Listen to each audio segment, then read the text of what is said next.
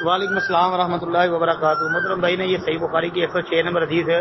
لا تقذبوا علی فانہ من کذب علی فلیلج النار، یہ ایک روایت بھیجی ہے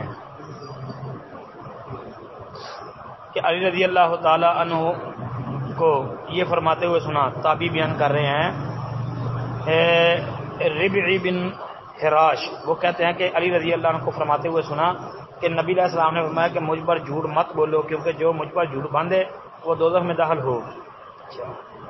اچھا جی، اس روایت کو بھیجنے کے بعد محترم بھائی نے ساتھ لکھا ہے کہ سوال یہ ہے کہ جھوٹ باندھنے کا کیا مطلب، اگر جانے انجانے میں ضعیف حدیث بیان کرتے ہیں اس کو جھوٹ باندھا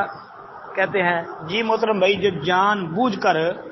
نبی علیہ الصلوۃ والسلام کی طرف جھوٹی بات منسوخ کرتا ہے، ایک بات اللہ کے رسول علیہ الصلوۃ والسلام نے نہیں کہی،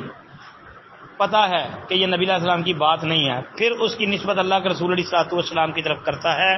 تو وہ بندہ دنیا میں اپنا ٹھکانہ جہنم سمجھے۔ سیدنا ابو ہریرہ رضی اللہ تعالی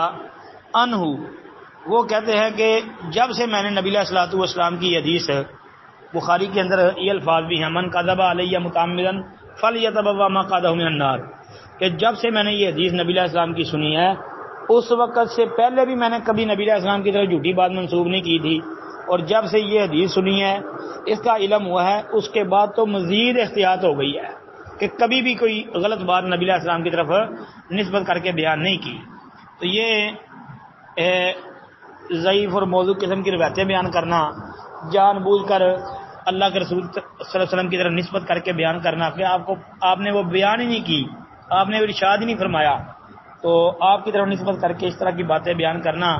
اس کے متعلق بڑی سخت وعید ہے، تو لہذا تحقیق کرنی چاہیے۔ اگر